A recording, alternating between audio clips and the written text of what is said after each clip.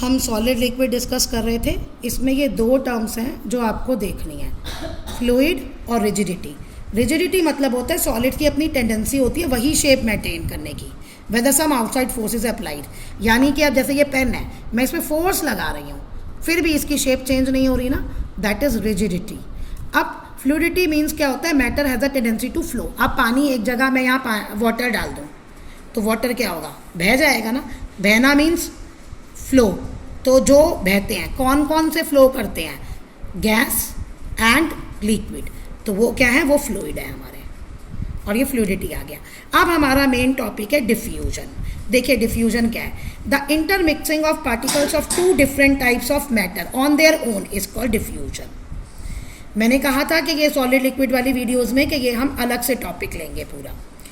आपने अब हम लेते हैं अपना अगरबत्ती वाला केस जो हमने उसमें पढ़ा था कि particles are continuously in motion. हमने ये पढ़ा था, दैट इज एक्चुअली डिफ्यूजन। आपने घर के रूम के एक कॉर्नर में आपने अगरबत्ती को लगाया, उसको जलाया आपने, तो अब उसकी स्मेल आपके पूरे रूम में चली जाएगी। क्यों? क्योंकि जो स्मोक के पार्टिकल्स हैं और जो एयर के पार्टिकल्स हैं वो आपस में एक दूसरे से टकराएंगे और वो मिक्स हो जाएंगे, और इसी मिक्सिंग को हम क्या कहते हैं, डिफ्यूजन। हमने नहीं किया, वो अपने आप हुआ तो डिफ्यूजन। और फिर वो ऐसे टकराते हुए एक दूसरे से मिक्स होते हुए पूरे रूम में फैल जाएंगे, तो ये होता है आपका डिफ्यूजन। अब हम अलग अलग उसमें पढ़ेंगे, सॉलिड में कैसा होता है डिफ्यूजन, लिक्विड में कैसा होता है और गैसियस में कैसा होता है। सॉलिड का ये वाला पॉइंट है, intermixing of different types of matter on their own, ये तो डिफ्यूजन की डेफिनेशन आ गई।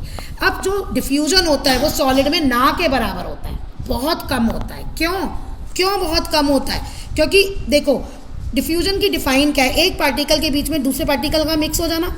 अब सॉलिड में तो ऑलरेडी पार्टिकल्स बहुत पास पास हैं,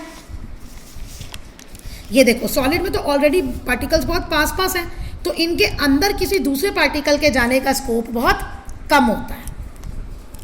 ओके, इसके अंदर जाने का स्कोप बहुत कम होता है। तो आप ये लिखोगे, डिफ्यूजन की पहले डिफाइन लिखोगे, दूसरा लिखोगे solid do not possess the property of diffusion. अब क्यों, वो इसका आंसर है।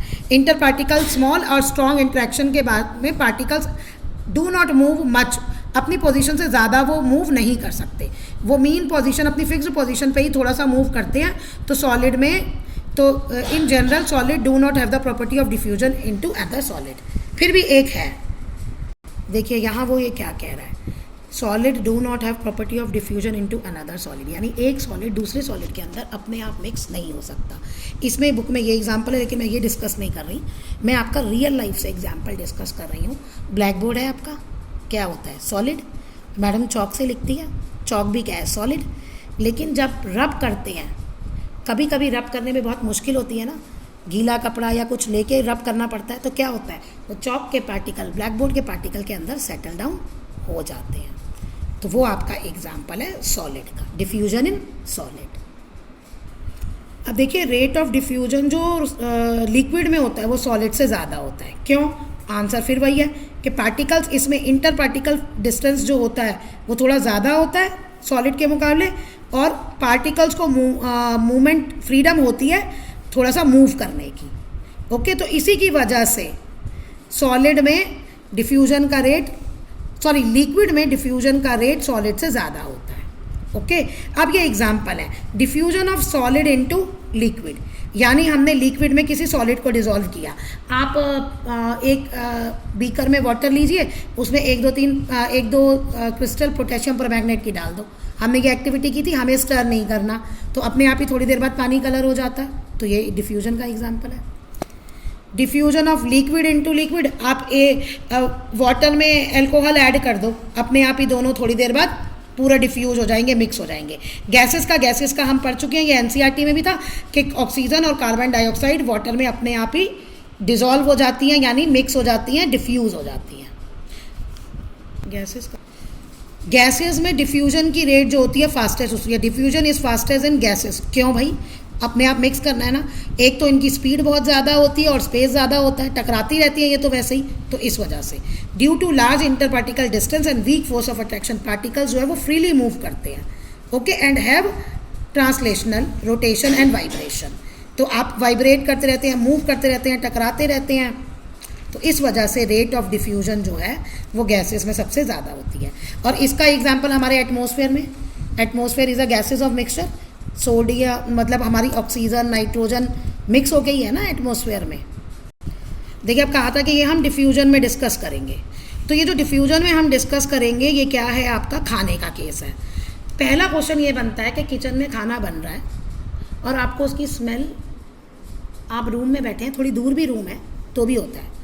जनरली मेरे साथ तो क्या होता है, कोई पड़ोस में नेबरहुड में कोई खाना बना रहा होता है तो इतने अच्छे मसाले की स्मेल उसकी आती है ना। आप लोगों के साथ भी शायद होता हो, तो क्यों आती है?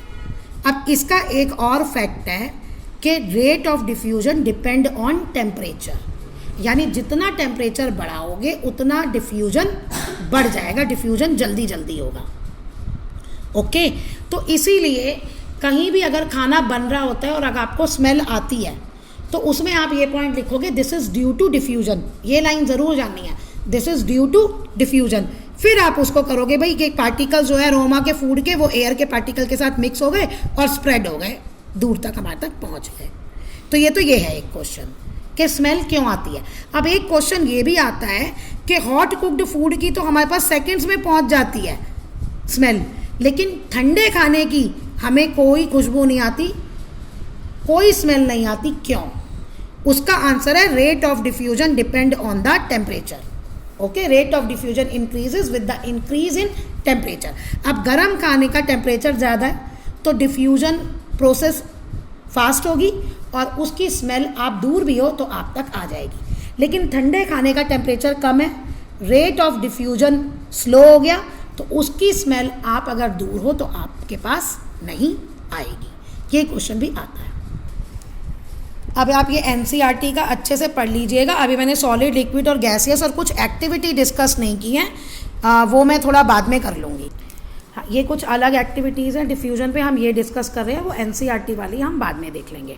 Right an activity to demonstrate that rate of intermixing diffusion depend upon the force of attraction between particles. एक ये आ सकता है कि पार्टिकल्स के बीच में जितना फोर्स होगा उस पर डिपेंड करती है।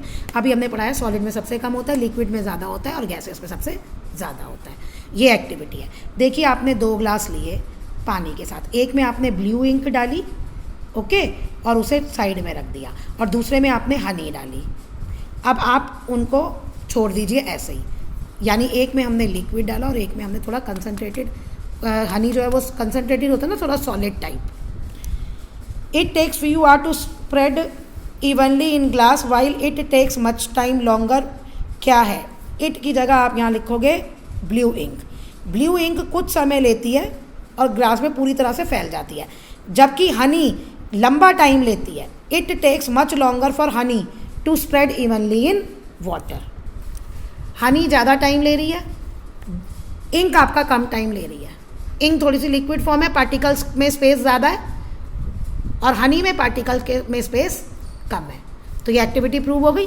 It means particles of matter are moving but movement, यानी वही मैंने कहा था ना, ये वही टॉपिक है, particles are continuously in motion, तभी वो मोशन में एक दूसरे से टकराएंगे और मिक्स होंगे, तो वही डिफ्यूजन आ गया। तो वेरी करता है मटेरियल टू मटेरियल। अब ये एक एक्टिविटी है, activity to prove that speed of particle increase with the increase in temperature. और आपको ऐसे भी आ सकता है, right 2 factors on which the rate of diffusion depend. तो पहला आ जाएगा डिपेंड ऑन टेम्परेचर, और दूसरा आ जाएगा depend on the space between the particles of matter. ठीक है, इसका आंसर ना आप ये ले सकते हो, हमें क्या करना है, to study the variation of rate of diffusion with the change in temperature. बस आप इतना लिख दो। अब वो किसका है हम उसकी डिटेल में नहीं जा रहे, हमें ये शो करना है। देखिए आपने क्या किया, बीकर में वाटर लिया, सेम क्वांटिटी का वाटर लेंगे, एक कोल्ड वाटर है और एक हॉट वाटर है। सेम क्वांटिटी लेंगे आप वाटर की, और सेम क्वांटिटी लेंगे आप जो भी आप उसमें सॉलिड वाला डाल रहे हैं। कॉपर सल्फेट डाल रहे हैं तो सेम क्रिस्टल्स, सेम क्वांटिटी डालेंगे। ये आपकी बुक का ये रहा। Drop a crystal of copper sulphate और potassium into a glass of hot water and other containing cold water. Leave them undisturbed, क्योंकि आपने उसे नहीं हिलाना, डिफ्यूजन अपने आप होता है, हम डिफ्यूजन पढ़ रहे हैं।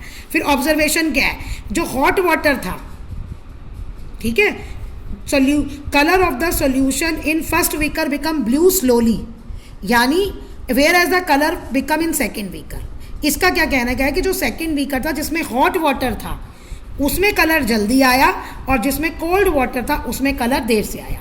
हॉट वाटर मतलब ज़्यादा टेम्परेचर, कोल्ड वाटर मतलब कम टेम्परेचर। तो उससे हमें पता चल गया rate of diffusion increases with the increase in temperature. क्यों? क्योंकि काइनेटिक एनर्जी जो होती है मॉलिक्यूल्स की वो बढ़ जाती है।